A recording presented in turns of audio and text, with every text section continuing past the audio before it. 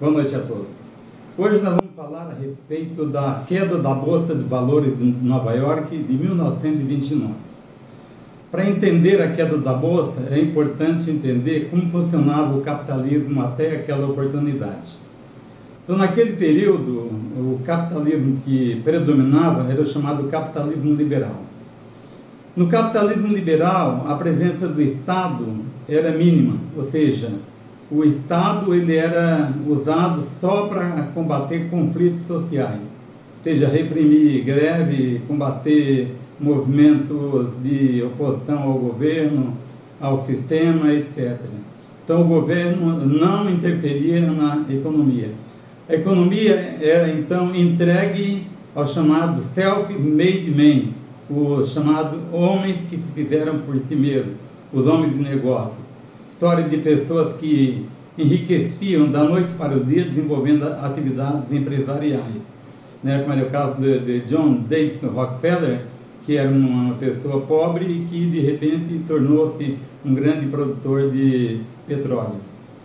É importante frisar também que nesse período a economia ela era muito mais globalizada do que hoje. Por quê?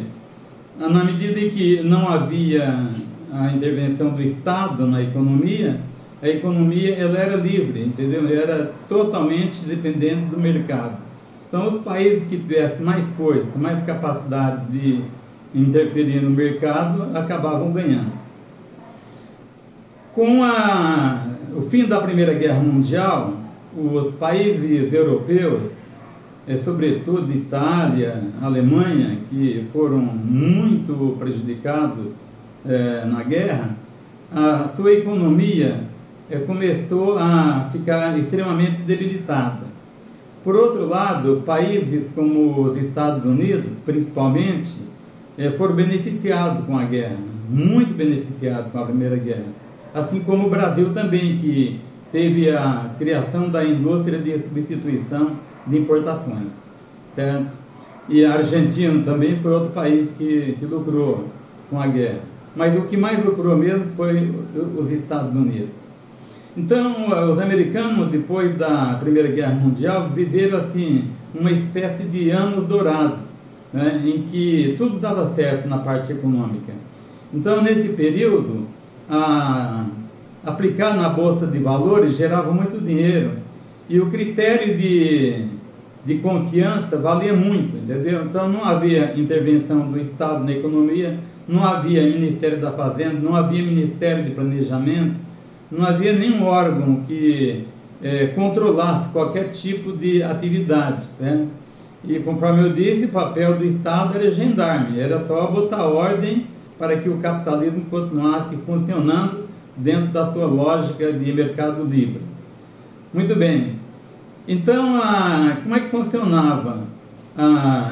Se eu fosse, por exemplo, um pequeno proprietário e eu quisesse plantar, vamos dizer assim, tomate, eu ia até um banco, emprestava o dinheiro do banco, o banco tinha esse dinheiro que era depositado pelas indústrias, o banco me emprestava o dinheiro e aceitava muitas vezes como hipoteca a produção.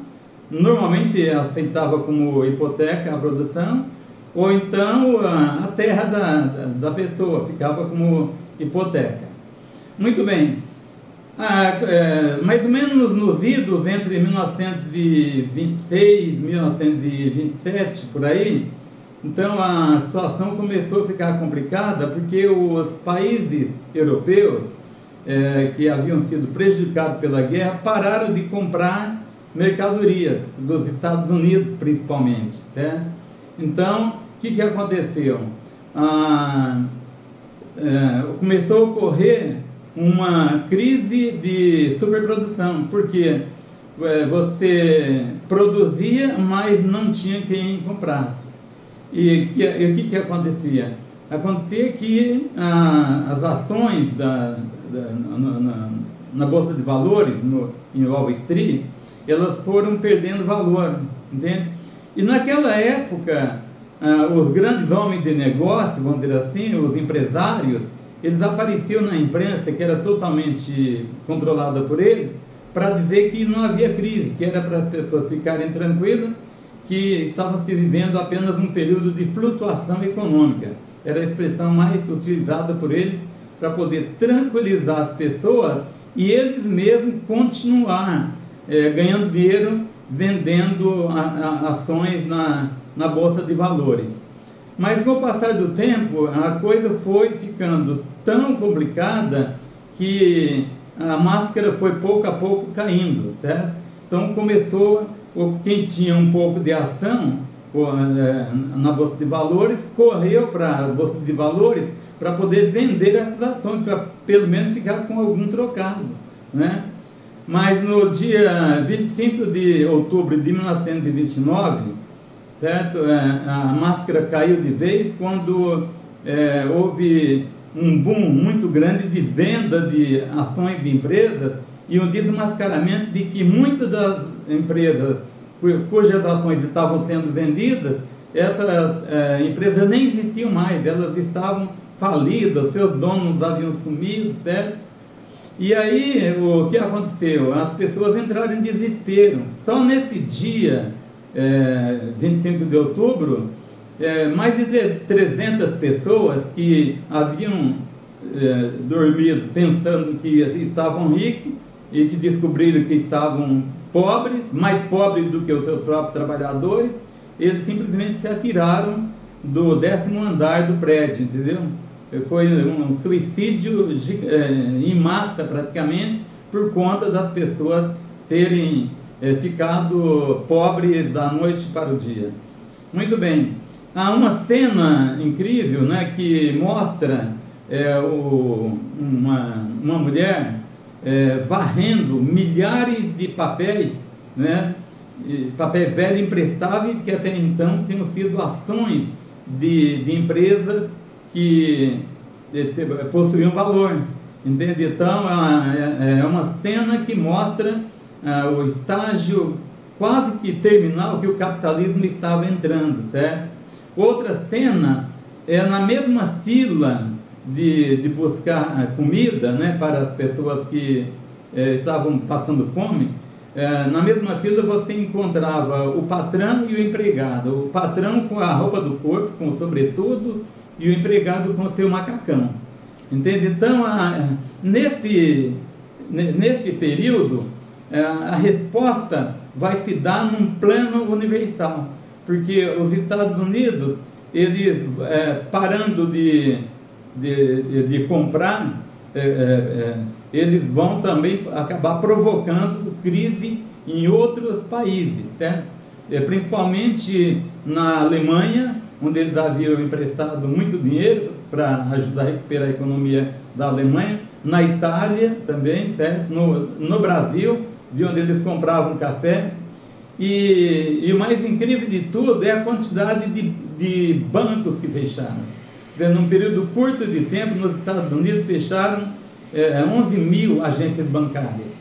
Eles vieram ficar com o quê? Com uma produção, eles ficaram com uma produção, que eles emprestavam, por exemplo, 100 mil dólares para um pequeno empresário, e o proprietário rural, e o proprietário rural, ele não faria mais do que 3 mil dólares, por exemplo, com a produção dele. O tomate estragava, cebola apodrecendo, certo? Repolho apodrecendo, tudo estragando, certo? Então os caras simplesmente se mandavam e deixavam a terra, que também não valia mais do que 10 mil dólares, por exemplo, entendeu? Então o banco havia perdido, só com um proprietário, 90 mil dólares, e com isso 11 mil agências bancárias foram fechadas.